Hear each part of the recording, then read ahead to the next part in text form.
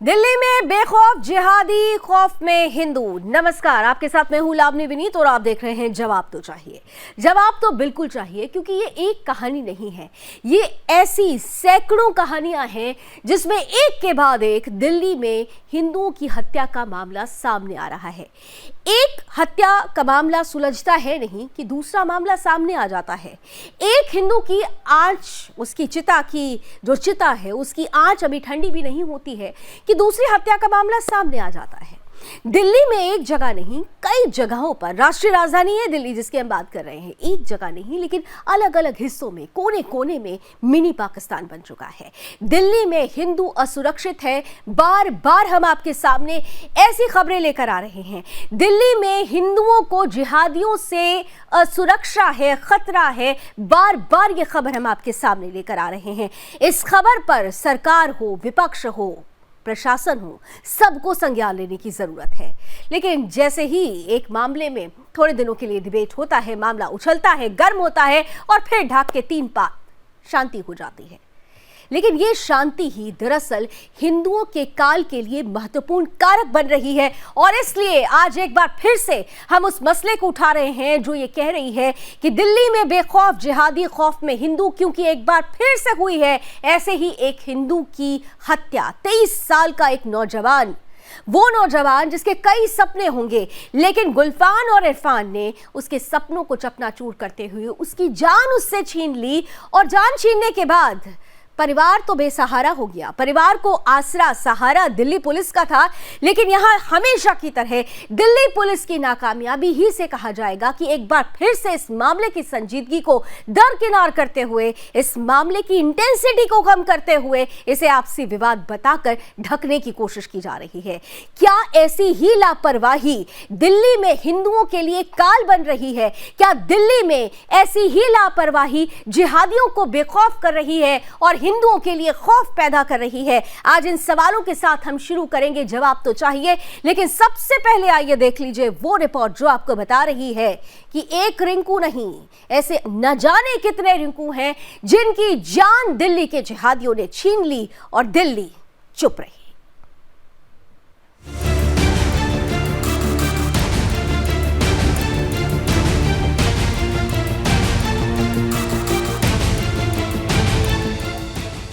दिल वालों की दिल्ली कही जाने वाली देश की राष्ट्रीय राजधानी में हिंदुओं की खून की होली लगातार खेली जा रही है।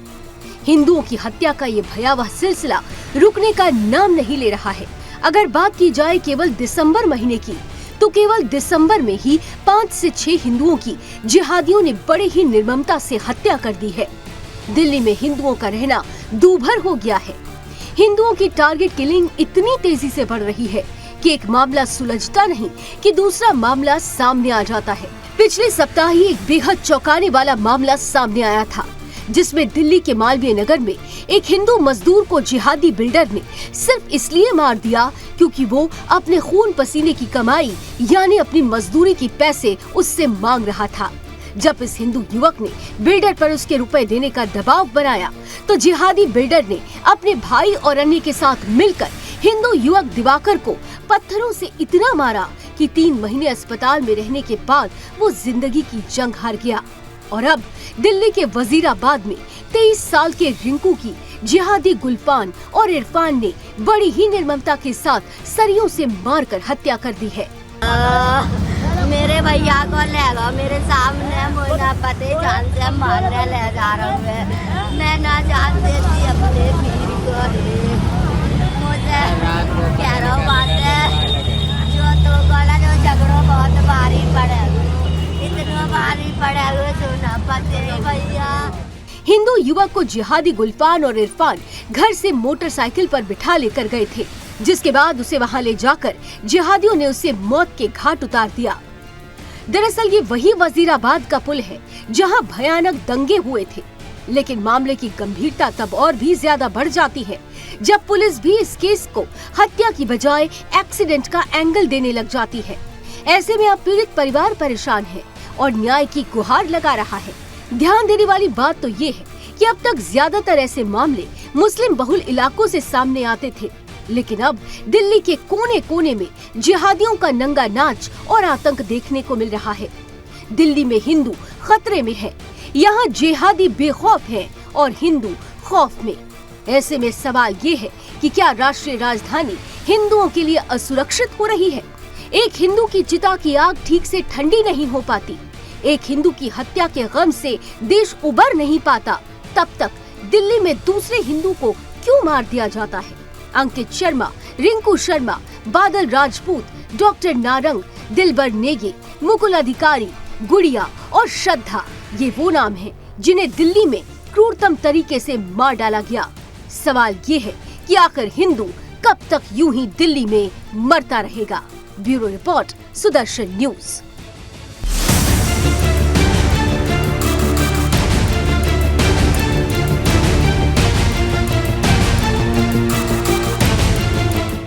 तो सवाल यही है कि आखिर कब तक दिल्ली में हिंदू मरता रहेगा, और अगर हिंदू की जान ली जा रही है तो फिर इसकी जिम्मेदारी कौन लेगा? कौन उन्हें पूर्ण न्याय दिलाएगा? क्या सिर्फ इस पर राजनीति होगी या राजनीति से ऊपर बढ़कर हिंदुओं के लिए दिल्ली को सुरक्षित बनाया जाएगा? कुछ महत्वपूर्ण सवाल जो आज इस चर्चा में चारों तरफ घूमते रहेंगे, उन सवालों पर जरा एक नजर डाल लेते हैं। क्या राष्ट्रीय राजधानी हिंदुओं के लिए सुरक्षित हो चुकी है? हिंदुओं के लिए सुरक्षित नहीं है राष्ट्रीय राजधानी? सबसे अहम सवाल, आखिर हिंदू कब तक मरता रहेगा? जिहादी क्या चाहते हैं? हिंदुओं का पलायन या फिर उनका धर्मांतरण? दिल्ली पुलिस की नाकामी और कितने हिंदुओं की जान लेगी? और सबसे महत्वपूर्ण सवाल, क्योंकि सरकार दिल्ली की है, तो क्या दिल्ली की आम आदमी पार्टी की तुष्टीकरण की जो राजनीति है ऐसे जिहादियों को बल देती है? ये तमाम सवाल होंगे जो इस चर्चा का बड़ा हिस्सा बनेंगे। आज के मेहमानों के पास जाऊं, अतिथियों के पास जाऊं, लेकिन उससे पहले, क्योंकि ये खबर बड़ी है, हालांकि हमारे लिए खबर बड़ी है, बहुत ही अफसोस के साथ कहना पड़ता है कि देश का एक भी मीडिया चैनल नहीं है जिसने इस मुद्दे को उठाया हो, क्योंकि उनको रिंकू में वो टीआरपी नजर नहीं आती। एक हिंदू हत्या हो जाती है सरेआम, लेकिन उनको टीआरपी नजर नहीं आती। लेकिन हम टीआरपी के लिए नहीं, देश और धर्म के लिए सामने आते हैं। और एक बार फिर से, जब हिंदू धर्म, हिंदू और हिंदुत्व दिल्ली राष्ट्रीय राजधानी में सुरक्षित है, तो हम चुप कैसे बैठ सकते हैं? और इसीलिए हमने इस खबर को आज अपने प्राइम डिबेट का हिस्सा बनाया है। हम डिबेट की शुरुआत करें उससे पहले आइए सबसे पहले इस मामले में एक अपडेट ले लेते हैं। ग्राउंड जीरो से रिपोर्ट की है सागर कुमार ने, हमारे संवाददाता सहयोगी ने, और सागर ही इस वक्त मेरे साथ फोन लाइन पर जुड़ चुके हैं। सागर, सबसे महत्वपूर्ण, लगातार ये देखा जाता है कि जब किसी एक हिंदू की हत्या होती है, दिल्ली पुलिस मामले की इंटेंसिटी को इस तरह से डाइल्यूट करती है। हर बार का कह दिया जाता है ये आपसी मामला है। अभी फिलहाल इस मामले में हमने परिजनों को भी सुना, हमने दिल्ली पुलिस को भी सुना। अब इस पूरी परिस्थिति में ताजा अपडेट क्या है आपके पास? देखिए लावनी, अभी तक तो जो दिल्ली पुलिस था, आपने ये सुनते रही होंगी कि इसमें कोई सांप्रदायिक एंगल नहीं है, इसमें कोई हिंदू मुस्लिम वाला मैटर नहीं है। अभी तक आपने सार्वजनिक तौर पर इस तरह के ट्वीट दिल्ली पुलिस के अकाउंट से किए जाते रहे हैं। लेकिन ये बिल्कुल ठीक अलग मामला लावनी अब देखने को मिल रहा है, जहां पर परिवार जो है वो रो रो के बिलक बिलक कर कह रहा है कि इससे पहले भी इरफान और गुरफान जो लोग थे वो रिंकू को धमकी दे रहे थे और ये कह रहे थे कि इसका अंजाम आपको बहुत महंगा पड़ेगा, भुगतना पड़ेगा। इससे पहले धमकी थी, उस रात 11:30 बजे उसको उठाकर लेकर जाया जाता है। जो बहन थी वो मौके पर गई थी, उसने बताया जो हमारी रिपोर्ट के अंदर भी, कि सर के ऊपर चोट के निशान थे, सर के ऊपर गहरे जख्म थे। जब मैंने अपने भाई को वहां पर देखा वो मृत था। यानी कि परिवार चीख चीख कर ये कह रहा है कि मेरे भाई को पीट पीट कर मारा है। लेकिन दूसरी तरफ दिल्ली पुलिस एक अलग थ्योरी यहाँ पर बता रही है कि ये तीनों लोग जो थे ये बाइक से जा रहे थे और उनका एक्सीडेंट हुआ है।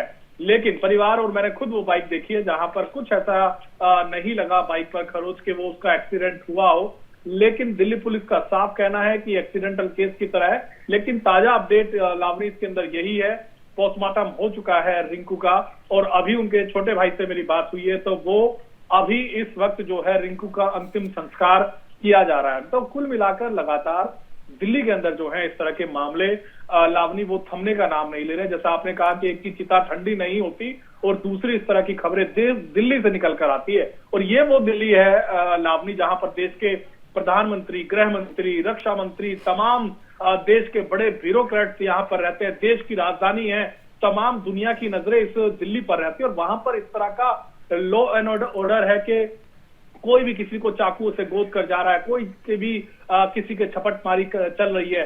तो कुल मिलाकर दिल्ली पुलिस पर बड़ा सवालिया निशान यहाँ पर लगता आ रहा है। दिल्ली पुलिस पर बड़ा सवालिया निशान लग रहा है क्योंकि ऐसी परिस्थिति बार बार बन रही है। एक बड़ा महत्वपूर्ण सवाल सागर, और फिर उसके बाद अपने मेहमानों के पास जाती हूं। सबसे महत्वपूर्ण सवाल है कि इस पूरी परिस्थिति में हम देख रहे हैं कि दिल्ली पुलिस ये कह रही है कि इसमें आपसी विवाद है, जबकि जो रिंकू की बहन है वो ये कह रही है कि उनके सर पर ऐसी निशान है जो साफ बताते हैं कि उनकी जान ली गई है। पोस्टमार्टम रिपोर्ट अब आप कह रहे हैं पोस्टमार्टम हो चुका है, क्या रिपोर्ट आ गई है, क्या किसी तरीके की चोट का जिक्र है? और इस पूरी परिस्थिति में हम ये देख रहे हैं कि हर इस तरीके की घटना उन इलाकों में ज्यादा नजर आ रही है जहां से दिल्ली दंगों की शुरुआत हुई थी। देखिए, बिल्कुल पोस्टमार्टम जो है वो हो चुका है। रिपोर्ट आने के लिए कुछ थोड़ा सा समय लगेगा, उसके बाद ही दिल्ली पुलिस बता पाएगी कि क्या इस पूरे अंदर मैटर था, कहां कहां चोट के निशान थे, क्या था, वो उसके बाद क्लियर हो पाएगा। रही बात दूसरी बात, ये नॉर्थ ईस्ट का बहुत ही सेंसिटिव इलाका है जहां से हिंदू लगातार पलायन कर रहे हैं। दिल्ली दंगों के अंदर हमने देखा था कैसे भयानक दंगों की शुरुआत हुई थी। उस समय यूएस के प्रेसिडेंट भारत के आए हुए थे। दुनिया ने देखा था कैसे ये इलाके ने पूरी बदनामी देश की कराई थी। तो कुल मिलाकर ये इलाका पुलिस के लिए भी एक बहुत बड़ी चुनौती है। कुछ दिन पहले ही मैंने यहाँ से रिपोर्ट की थी, मुस्तफाबाद के अंदर नाबालिगों ने कैसे चाकुओं से पूरा चेहरा गोद दिया था तालिबानी अंदाज के अंदर। तो दिल्ली पुलिस का भी साफ ये कहना होता है कि आखिरकार कि कब तक इनको कंट्रोल करे, क्योंकि जो अब सबसे बड़ी सरदर्दी बन रही है वो यहाँ पर लावनी, ये नाबालिग हैं।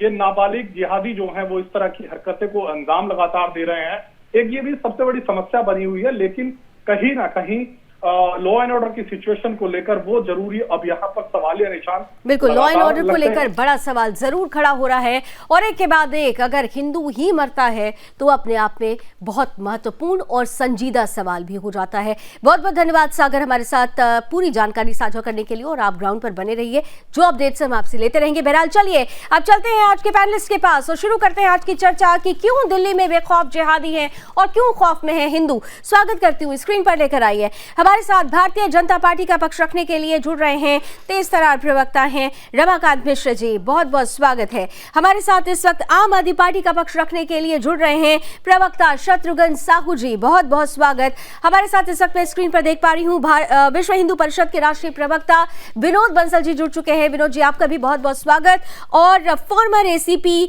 वेद भूषण शर्मा जी भी आज हमारे पैनल का हिस्सा हैं, सर आपका भी बहुत बहुत स्वागत। मैं रमाकांत जी आपके साथ शुरुआत करती हूँ क्योंकि बात बार बार दिल्ली पुलिस की आ रही है और दिल्ली पुलिस की बात होगी तो सवाल आपसे ही पूछा जाएगा कि आखिर क्या हो रहा है दिल्ली में, क्या चाहते हैं आप लोग, हिंदू विहीन दिल्ली। अब तो जब दिल्ली बोला जाए तो क्या उसके आगे लगा दिया जाए हिंदू विहीन दिल्ली?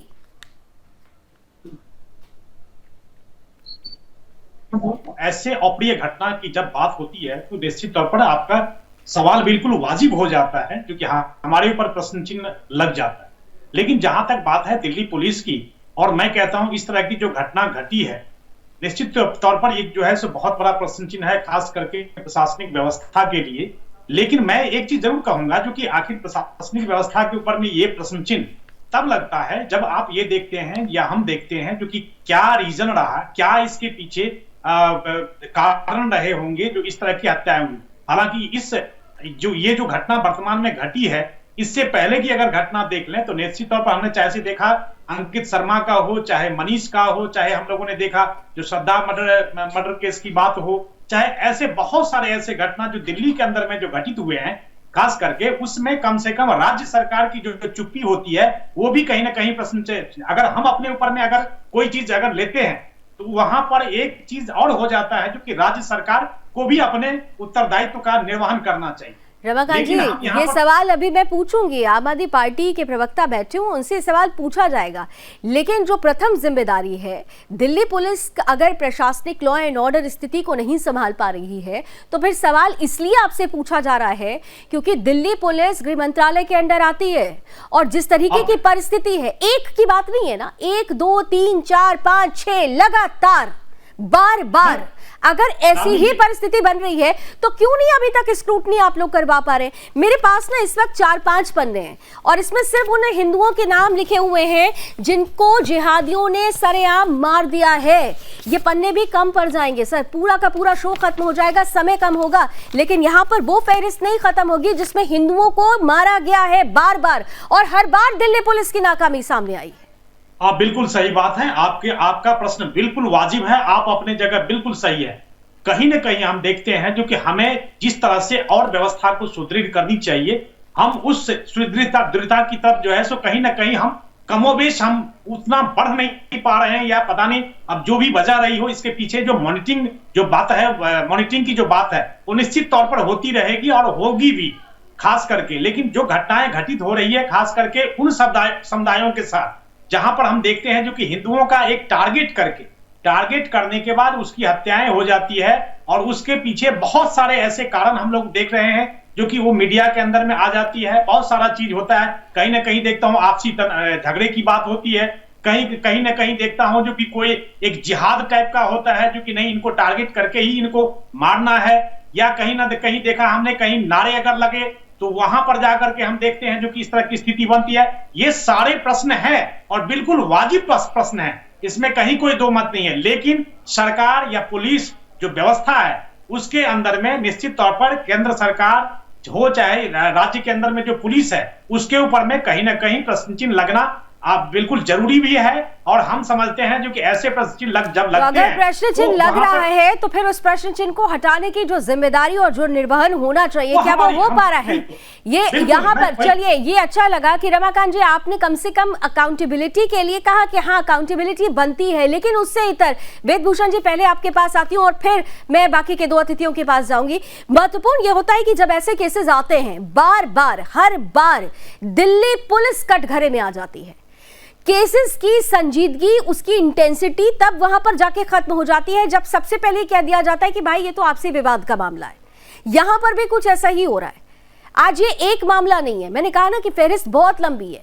मेजॉरिटी ऑफ केसेस में कह दिया जाता है कि ये आपसी रंजिश का मामला था। ये आपसी रंजिश कहकर दिल्ली हिंदू विहीन होती जा रही है, और दिल्ली पुलिस ने बस एक ये सेंटेंस थाम रखा है कि आपसी विवाद की वजह से ये हत्या हुई, और वहां पे इंटेंसिटी डाइल्यूट हो जाती है।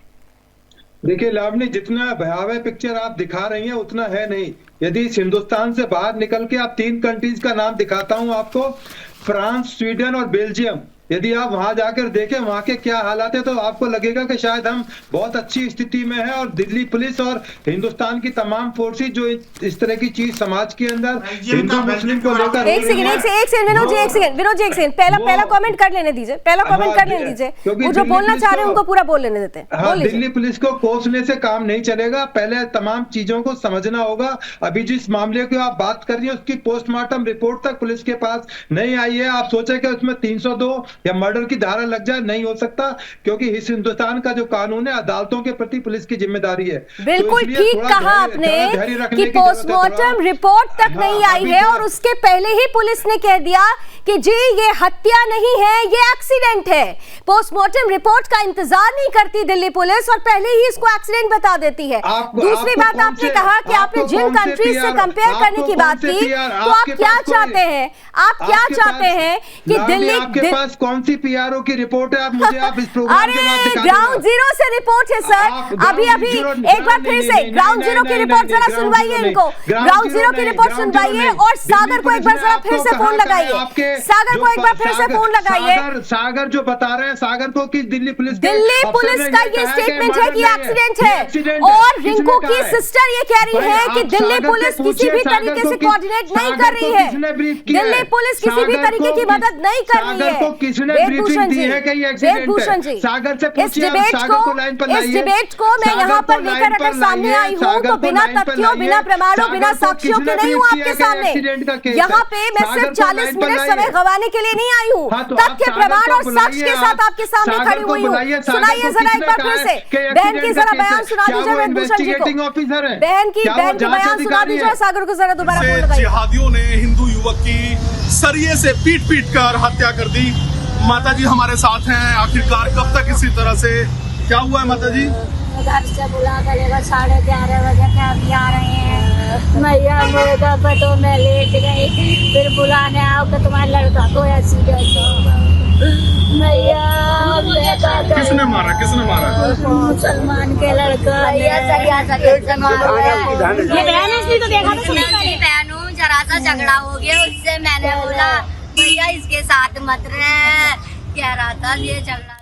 तो अब तो आप वेदभूषण जी देखिए, मैं यहाँ पर सवाल इसलिए कर रही हूँ, आप सुनिए वेदभूषण जी, वेदभूषण जी, एलिगेशंस लगा के एलिगेशन लगाना हमारा उद्देश्य नहीं है। हिंदू हत्याएं हो रही हैं, दिल्ली पुलिस कटघरे में खड़ी हो रही है। अभी भारतीय जनता पार्टी के प्रवक्ता उन्होंने अकाउंटेबिलिटी की और जिम्मेदारी की बात कही। कम से कम आप फॉर्मर एसीपी हैं sir, I request you and I respect you. आपसे ये उम्मीद करती हूँ कि आप कम से कम दिशाहीन बातें मत करिए सर, दिशाहीन बातें मत करिए सर। मेरे मुंह से कहलवाना चाहेंगे तब भी नहीं बोलूंगा कि मर्डर है, क्योंकि उसकी मां ने कोई चश्मदीद गवाह नहीं है, पोस्टमार्टम रिपोर्ट नहीं। आप कह सकती हैं मर्डर कह सकते हैं, आप इसको डकैती कह सकती हैं, परंतु मैं नहीं कह सकता। कितना हास्यास्पद है सर, कह सकती हैं सर। यही भाषा, यही व्यवहार, यही जो आपकी जो संजीदगी जिसे कहा जाता है, आप लोगों की डिक्शनरी से वो वर्ड ही हट चुका है।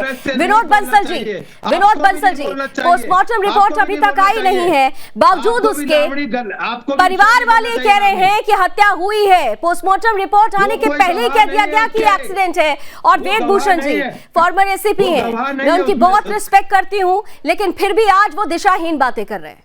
और यही दिखाता है कि दरअसल जिहादियों को बल क्यों मिल रहा है, क्योंकि वो जानते हैं कि कुछ नहीं होना भाई, मारते चलो ऐसे ही, हिंदू विहीन कर दो दिल्ली को।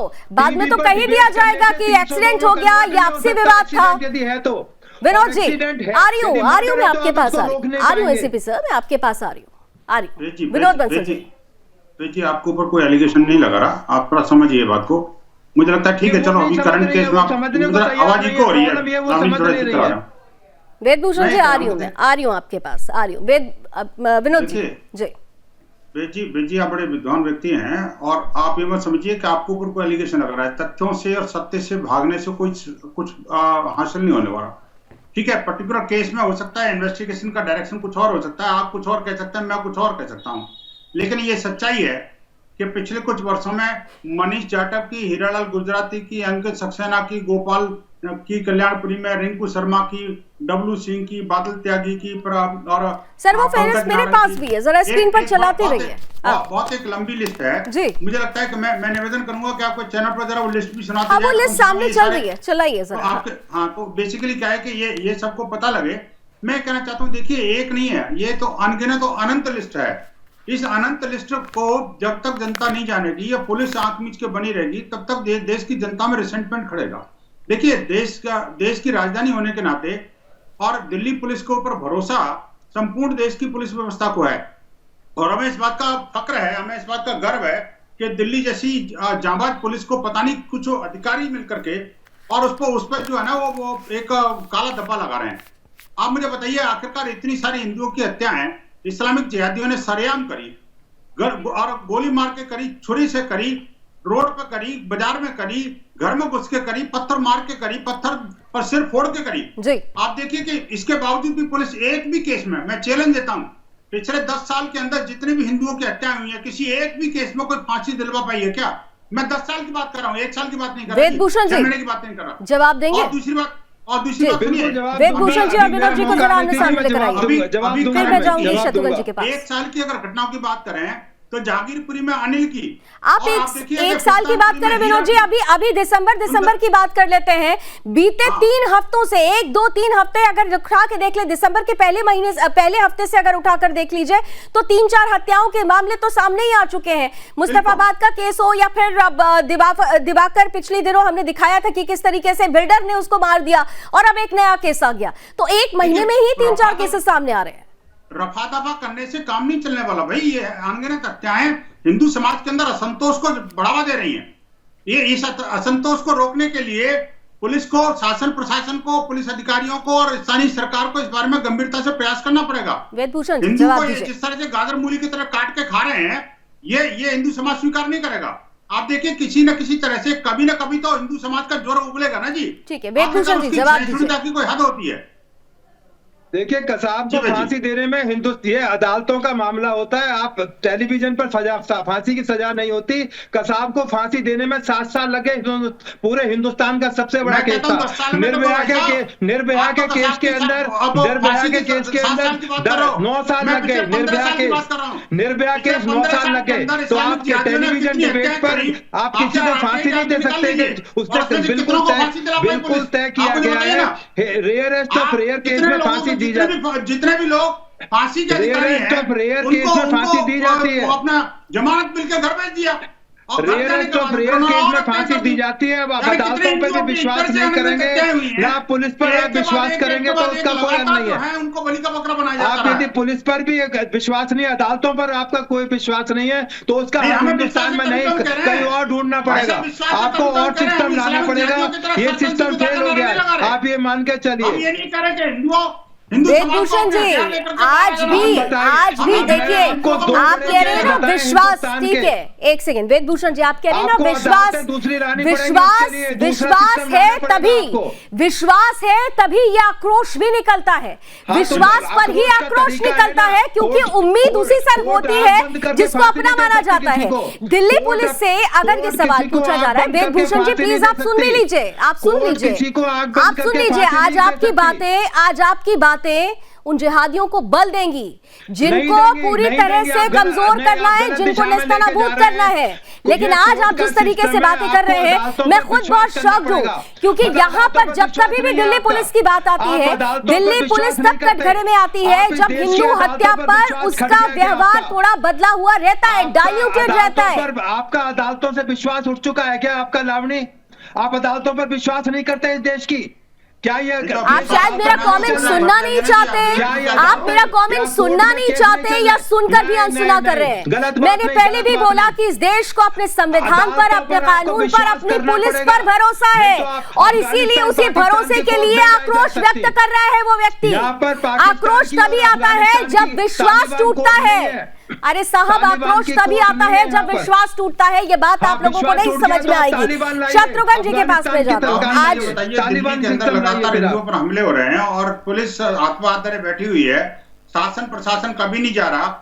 नहीं, मुझे विनोद जी, आज मुझे इस बात से मैं अचंभित हूं कि भारतीय जनता पार्टी के प्रवक्ता ने तुरंत जिम्मेदारी लेते हुए, जिनके अंडर दिल्ली पुलिस आती है, गृह मंत्रालय को रिपोर्ट करती है दिल्ली पुलिस, सरकार के प्रतिनिधि ने, प्रवक्ता ने इसकी जिम्मेदारी ली कि अगर हमारी कमी है तो हम उसकी स्क्रूटनी करेंगे। लेकिन वेदभूषण जी, जिस तरीके से आप डिफेंड कर रहे हैं, ये डिफेंड करने का मसला नहीं है सर। हम समस्या का समाधान कर लेकर आना चाहते हैं, उपाय पर बात होनी चाहिए। सिर्फ तू मैं करके आज एक डिबेट खत्म, कल फिर इंतजार करेंगे किसी और हिंदू के बनने का और फिर करेंगे डिबेट। शत्रुघ्न, माफ कीजिएगा, शत्रुघ्न साहू जी हमारे साथ हैं, ठीक है, आ रही हूँ वेदभूषण जी, ठीक है, आप अभी उसी चीज पर है, लेकिन पोस्टमार्टम रिपोर्ट नहीं आई। और ये हम नहीं कह रहे, आपको क्लियर कर दूं, एक सेकंड शत्रुघ्न जी, आप वेदभूषण जी क्लियर कर दूं आपको कि जो बातें भी हम आज यहाँ रख रहे हैं, परिवार वाले लगातार जो एलिगेशन लगा रहे हैं, जो परिवार की प्रतिक्रिया है, उस तथ्य और उस साक्ष्य के आधार पर, उस बयान के आधार पर ही डिबेट हो रही है।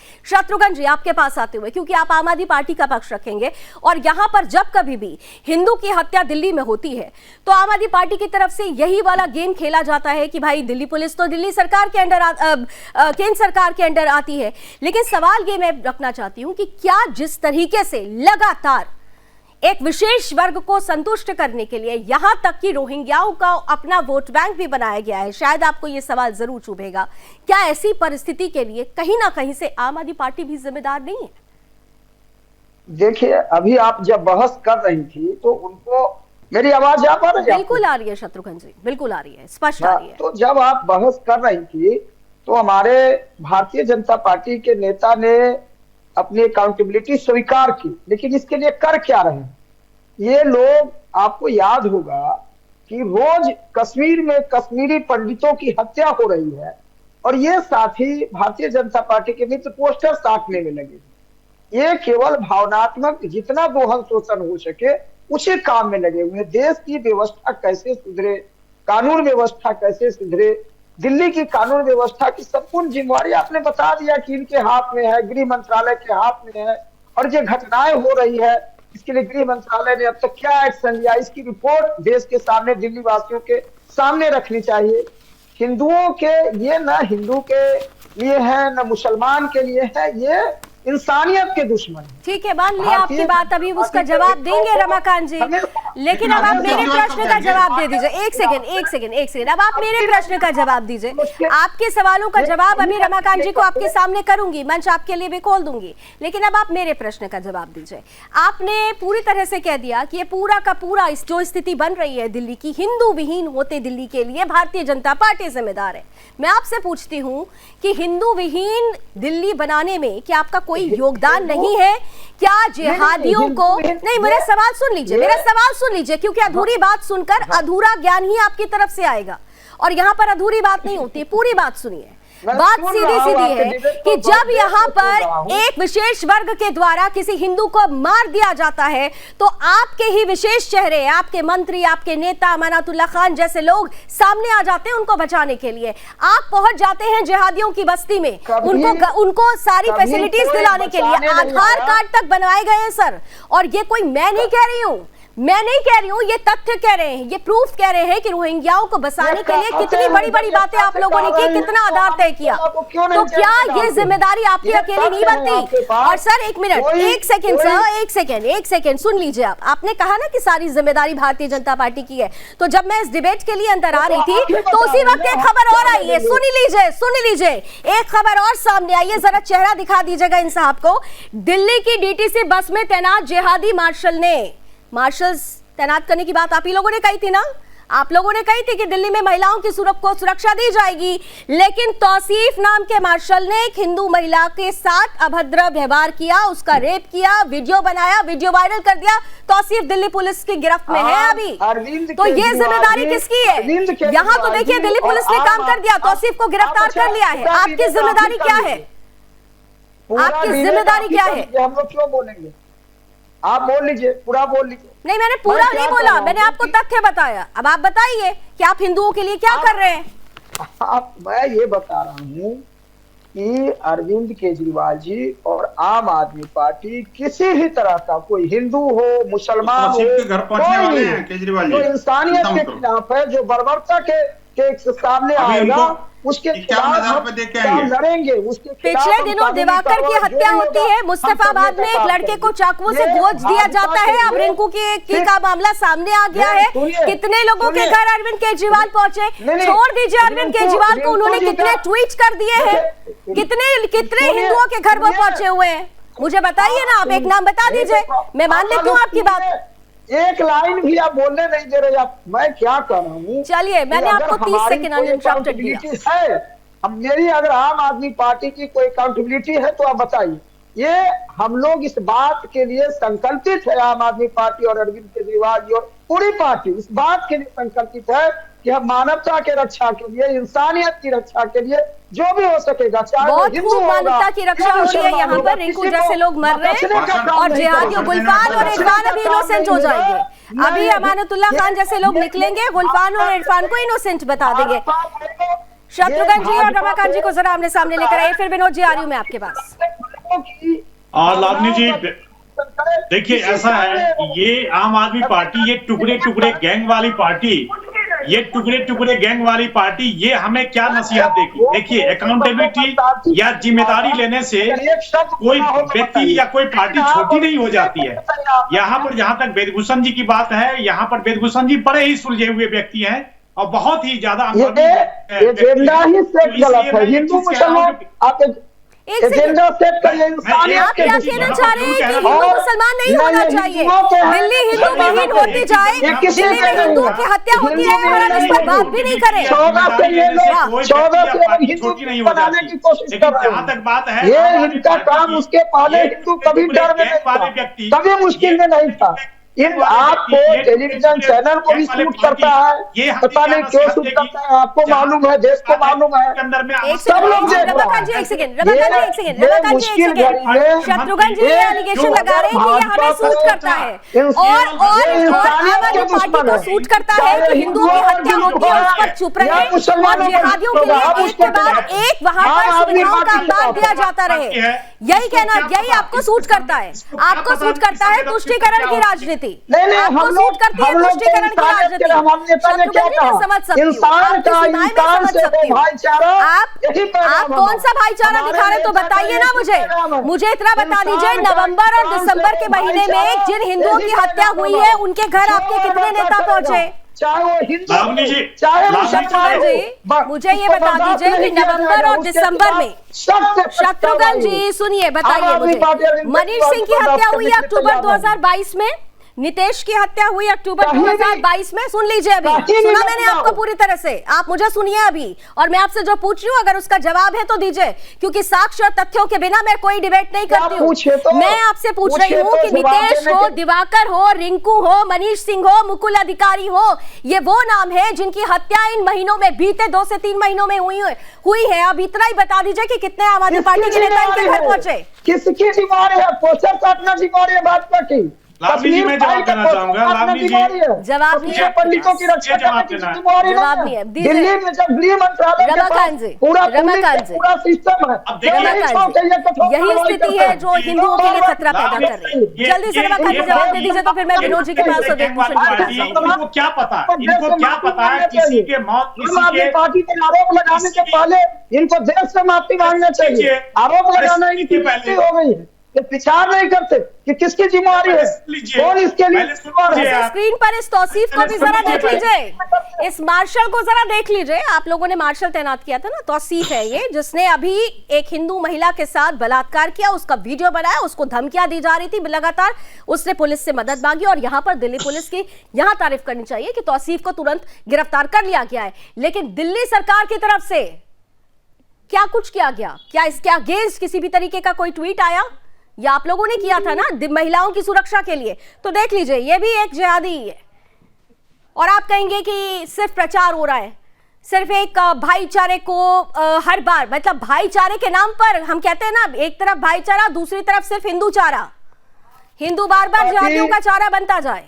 जल्दी से रमाकांत जी जवाब दे दीजिए, मैं विनोद जी के पास जाऊंगी, जल्दी से रमाकांत जी। संवेदनशीलता कहीं भी नजर नहीं आएगी। आप देखेंगे टुकड़े टुकड़े गैंग वाली पार्टी, इनको संवेदनशीलता से क्या मतलब? आज अगर कोई अकाउंटेबिलिटी लेता है, कोई जिम्मेदारी लेती है, तो इससे कोई छोटा नहीं हो जाता, बल्कि उस संस्था कौन है? आप सुनिए इधर, आप लाइए आम आदमी पार्टी सुन लीजिए पहले, सुनने की क्षमता रखिए, हर बात में जवाब देना सही नहीं होता। पहले सुन लीजिए, पहले जानता है, पहले सुन लीजिए, अच्छी तरह से पता है कि टुकड़े टुकड़े निर्माता है, उस फिल्म के भी निर्माता आप ही हैं। अरे टुकड़े, एक चीज बताइए, क्योंकि राज्य सरकार ने अपनी जिम्मेदारी कहाँ निभाई? राज्य सरकार ने अपनी जिम्मेदारी कहाँ निभाई? कहाँ पर गया सीसीटीवी? कहाँ पर गया वो मार्शल? कहाँ गए अनेक बसों जो मार्शल की बात करने वाले थे? कहाँ पर गया दिल्ली का ट्रांसपोर्टेशन व्यवस्था? कहाँ पर गया सड़क? किसने कितनी जिम्मेदारी निभाई? विनोद जी, ठीक है रमाकांत जी और शत्रुघ्न जी, ठीक है। विनोद जी, किसने कितनी जिम्मेदारी निभाई? और यही बात थी, दरअसल जिम्मेदारी तय करने की ही बात हो रही है, और समेकित जिम्मेदारी होनी चाहिए, जिसका अभाव दिख रहा है इस डिबेट में भी, दिख रहा है मुझे। लावनी जी, विषय बहुत गंभीर है और उस पर मुझे लगता है गंभीरता के साथ बहस होनी चाहिए। पैनल आपका विद्युत है, लेकिन समझ में नहीं आ रहा क्यों आपस में तू-तू में हम लोग लगे हुए हैं। मैं निवेदन करूंगा, 1 मिनट जरा मेरी बात को गंभीरता से समझ लें। जल्दी से देखिए, हाँ। मैं आम आदमी पार्टी की इस बात से सहमत हूं कि बीजेपी इस अपने अकर्मण्य नेता से बच नहीं सकती। इस मामले में बीजेपी का जो रुख है, माननीय रमाकांत जी से मैं निवेदन करूंगा कि आप जिम्मेदारी लेने से काम नहीं चलेगा अकेला, आपको तंत्र को सुधारना भी पड़ेगा। रमाकांत जी, जिस तरह से हिंदुओं की हत्या लगातार एक महीने में, 2 महीने में, 2 साल में, 3 साल में नहीं हुई, पिछले 10 साल से लगातार हम देख रहे हैं कि हिंदू जो है, राजधानी को हिंदू विहीन करके जिहादी राजधानी बनाने की कोशिश हो रही है। इस पर आपको गंभीरता से प्रयास करना पड़ेगा, नंबर 1। नंबर 2 इज दैट कि देखिए, मुझे बताइए कि जो लंबी चौड़ी फहरिस्त जो है, लावनी जी जैसी वरिष्ठ पत्रकार लेके बैठी हैं, उस फहरिस्त में से कोई केस बता दे, कोई पुलिस वाला बता दे, या कोई बीजेपी का प्रवक्ता बता दे, या कोई आम आदमी पार्टी का नेता बता दे कि आखिरकार उसमें कोई कार्रवाई हुई है क्या? नंबर 3, आम आदमी पार्टी जो बार बार अपना ढकोसला राग अलाप रही है, मुझे बता दे कि क्या अरविंद केजरीवाल जो 1-1 करोड़ रुपए दे करके चेक लेकर के जिहादियों के घर पर गए थे कोरोना काल में और उसके पहले बाद में, क्या किसी हिंदू के घर की सांत्वना देने के लिए भी किसी हिंदू के आंसू पहुंचने के लिए भी गए क्या? यानी कारण कुछ नहीं था, टोटालिटी, लेकिन बिल्कुल मौत हुई। टोटालिटी में सब कुछ देखना होगा क्योंकि समय की सीमाएं हैं। लेकिन बड़ा महत्वपूर्ण आपने बिंदु रखे। लास्ट कमेंट में वेदभूषण जी आपका लूंगी क्योंकि बार बार भरोसे और विश्वास की बात हो रही है। दिल्ली पुलिस पर भरोसा हिंदुओं का तभी बनेगा जब ऐसी परिस्थिति से उन्हें उबारा जाएगा। आपको क्या लगता है, उपाय क्या होना चाहिए सर? Short comment, 20 second. देखिए लावणी जी, पिछले 10 साल में जितने भी आपने नाम लिए जिनकी अरेस्ट हुई है, चाहे वो अमानतुल्लाह खान थे, चाहे वो काउंसलर थे सीए एनआरसी के दंगों में जिनका योगदान था, आप मुझे एक आदमी का नाम बता दीजिए जिसकी बेल दिल्ली पुलिस से करा के वो निकल के आराम से चैन की बंसी बजा रहे हो दिल्ली के अंदर। एक मुझे केस बता दीजिए मर्डर केस में जिसमें कोई मुस्लिम अरेस्ट हुआ और हिंदू के अरेस्ट। क्या दिल्ली पुलिस को और शार्प होने की जरूरत है? दिल्ली पुलिस को और क्या शार्प होने की जरूरत है? आप मुझे केवल एक का नाम बता मैं दीजिए पूछूं कि क्या इसमें और शार्प वो होने की बेल लेने में जरूरत है? कामयाब हो गए। सजा करना कोर्ट का काम है, सजा करना कोर्ट का काम है। आप बताइए पुलिस की बिल्कुल आप सही कह रहे हैं, सजा देना कोर्ट का काम है, लेकिन उसकी पहले की पूरी प्रक्रिया की निभाने की जिम्मेदारी दिल्ली पुलिस की होती है। चलिए, समय की कुछ सीमाएं मुझे बार बार समअप करने के लिए कहा जा रहा है, लेकिन आज के डिबेट में इतना तो जरूर था। मैं इस उम्मीद से आई थी कि एक समेकित उपाय निकल कर आएगा क्योंकि हम भी थक चुके हैं ऐसी डिबेट्स करते कहते, ऐसे डिस्कशंस करते हुए। दिल्ली लगातार अगर हिंदू विहीन हो रही है तो इसके लिए समेकित जिम्मेदारी बनती है। अगर दिल्ली में हिंदुओं की हत्या हो रही है तो इसके लिए समेकित जिम्मेदारी बनती है, और यह समेकित जिम्मेदारी तभी बनेगी जब समेकित रूप से एक मत होकर एक आवाज निकलेगी। आज सोने से पहले आप सभी एक आकलन जरूर करिएगा, तब हम कह पाएंगे कि दिल्ली में हिंदू सुरक्षित हैं। उम्मीद करते हैं ऐसी ही तस्वीर, अच्छी तस्वीर जल्द हमारे बीच हो। आप सभी का बहुत बहुत धन्यवाद हमारे साथ जुड़ने के लिए। अभी बस इतना ही। देश और दुनिया की तमाम खबरों के लिए आप देखते रहिए सुदर्शन न्यूज। जय हिंद।